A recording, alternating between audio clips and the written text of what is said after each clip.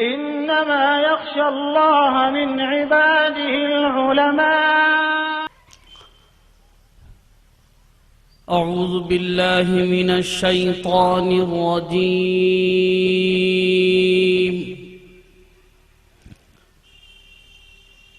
بسم الله الرحمن الرحيم.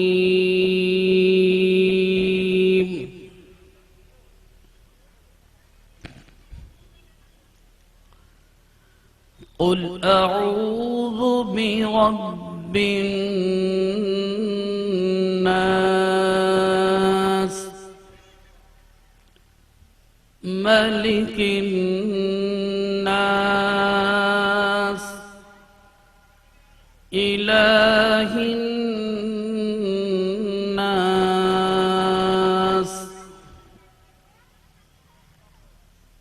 من شر الوسواس الخناس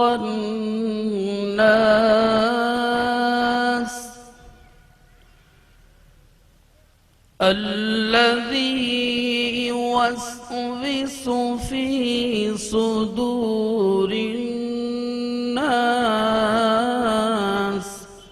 من الجنة والناس. صدق الله العظيم. الحمد لله الحمد لله وكفى وسلام على عباده الذين اصطفى. أما بعد، أعوذ بالله من الشيطان الرجيم. بسم الله الرحمن الرحيم. إنما يخشى الله من عباده العلماء. صدق الله العظيم. وقال رسول الله صلى الله عليه وسلم: من تمسك بسنتي عند فساد أمتي فله أجر 100 شهيد، أو كما قال عليه الصلاة والسلام.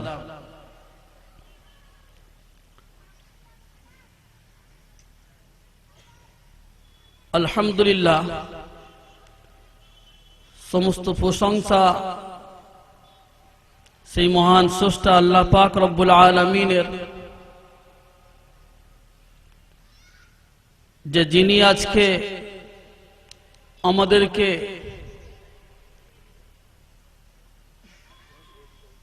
এই ধরনের একটা মহাসভা, দিন ও শরিয়ত হেফাজতের স্বার্থে রব্বুল আলামিন আমাদেরকে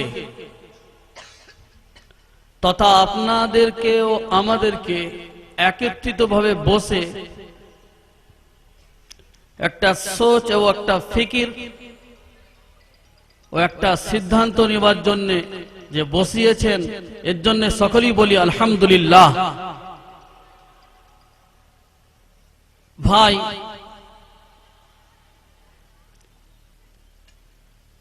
আজকে আমরা বসেছি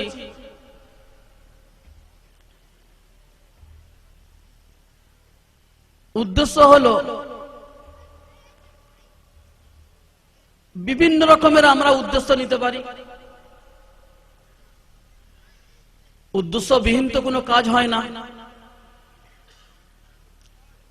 আমরা কিন্তু একটা উদ্দেশ্যে বসেছি, এটা যে দীর্ঘদিন ধরে আমরা আসছি,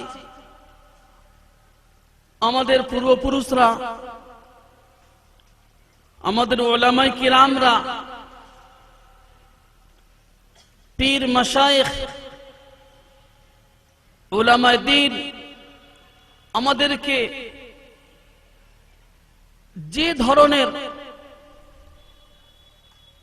যে রকম ভাবে, যে পন্থায় আমাদেরকে দেখিয়ে দিয়ে গেছেন, পড়িয়ে লিখিয়ে দেখিয়ে দিয়ে গেছেন, আমরা জানি এটা হক আর এটা সত্য, এবং এই ধারা তথা এই তরিকা অবলম্বনকারী ইহ জগৎ ও পরজগতের নাজি অর্থাৎ জান্নাতি বানবে ইনশাআল্লাহ আগামীতে। এটা আমাদের আকীদা, বিশ্বাস। ভাই, যদি সবের উত্তর দেওয়া যায় তো সম্ভব নয়, আর কেউ দিতেও পারবে না।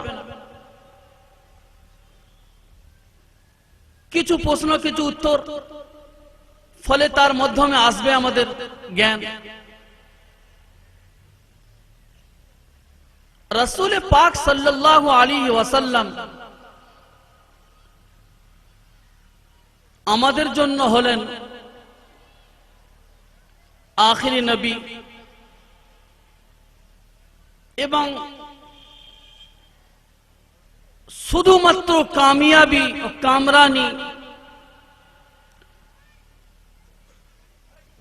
ও কল্যাণ রাসূল পাক সাল্লাল্লাহু আলাইহি ওয়াসাল্লামের পথেই আছে।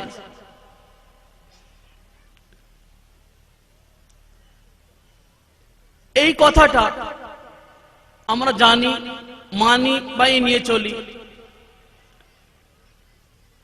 রাসূল পাক সাল্লাল্লাহু আলাইহি ওয়াসাল্লাম উনি যা কিছু করেছেন, বলেছেন, কিংবা সাহাবাই কেরাম রাদিয়াল্লাহু তাআলা আলাইহিম আজমাইন করেছেন, আর রাসূল পাক সাল্লাল্লাহু আলাইহি ওয়াসাল্লাম ওই সমস্ত কর্মগুলোকে, কাজগুলোকে দেখেছেন, দেখে সম্মতি দিয়েছেন, সেটাকে আমরা জানি হাদিস। রাসূল পাক সাল্লাল্লাহু আলাইহি ওয়াসাল্লামের সুন্নাত, সুন্নাতের মধ্যেই কামিয়াবি, এটা আমাদেরকে জানতে হবে। কিন্তু রাসূল পাক সাল্লাল্লাহু আলাইহি ওয়াসাল্লামের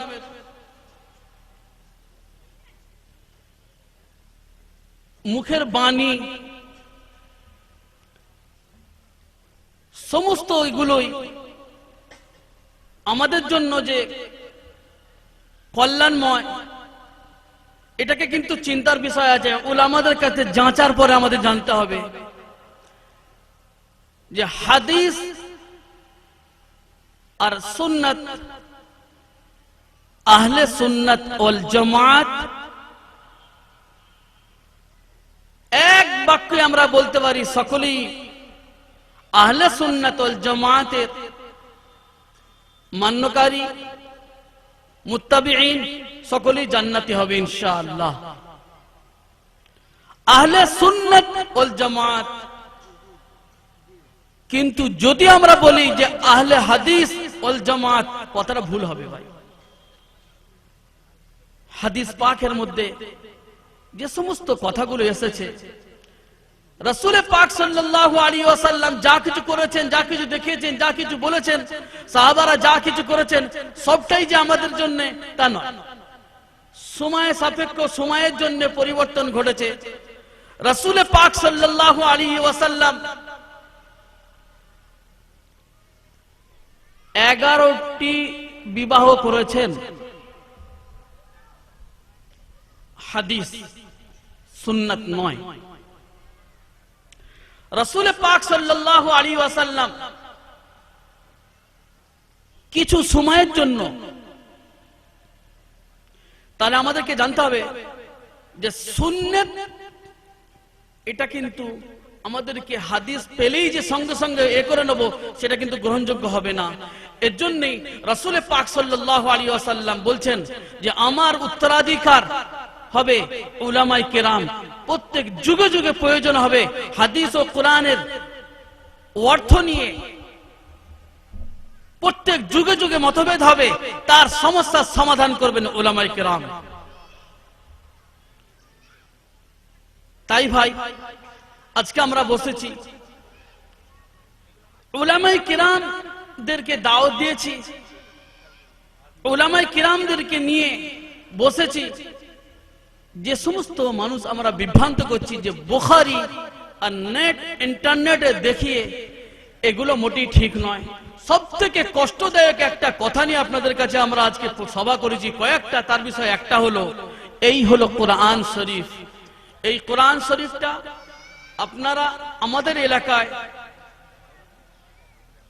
কানাইডাঙ্গা বলে একটা জায়গা আছে, এখান থেকে নিয়ে আর 2 নম্বর পর্যন্ত পরিপূর্ণ গায়ের মুসলিম ভাইরা থাকে, ওনাদের বসবাসের জায়গা, ওনাদের মহল্লা। ওইখানে কোন একটা মহিলার হাতে কোরআনে করিমটা পড়েছে। উনি কিন্তু অত্যন্ত ভালোবেসে মহাব্বত করে কোরআনে করিম ইজ্জত দিয়ে সম্মান দিয়ে এসেছেন নবাবপুরের মানিকতলার মাদ্রাসায় হাফেজ সাবির আলী হালদার সাহেবকে, ওনাকে দিয়ে যাচ্ছেন। ভাই আপনাদের কোরআন মাইকে করে দিয়ে চলে গেছে আমাদের বাড়িতে, আমরা কি করে এটা নিতে পারি? আমি তাই বলি ভাই, আফসোস দার আফসোস, খুব আফসোস। এটা আমাদের কিন্তু উঠতে হবে। কোরআনে কারীম আমরা কিন্তু সকলকে তুলে দেব না। হ্যাঁ, সকলের জন্য হিদায়াতের অবশ্যই মানতে হবে, এই কোরআন সকলের জন্য হুদাল লিন্নাস, কিন্তু বিশর্ত। উলামায়ে কিরাম বলেছেন শর্ত, তাহারাত শর্ত। একটা মহিলা একটা পুরুষের জন্য হালাল, হালাল বলা হালাল, কিন্তু হালাল হবে বিশর্ত, অর্থাৎ বিবাহ হবার পর হালাল হবে, তার আগে নয়। তাই বলি কোরআনে কারীমের বিষয় এটা হুদাল লিন্নাস একটা আয়াত এসেছে, কিন্তু এই আয়াতের বিরুদ্ধে আয়াতটাও দেখতে হবে। এটা কিন্তু ভাই আমার সাধারণ মানুষ যারা কোরআন নিয়ে ঘুরছেন, এটা ভুল হচ্ছে আপনাদের, এই ধরনের কথা ভুল।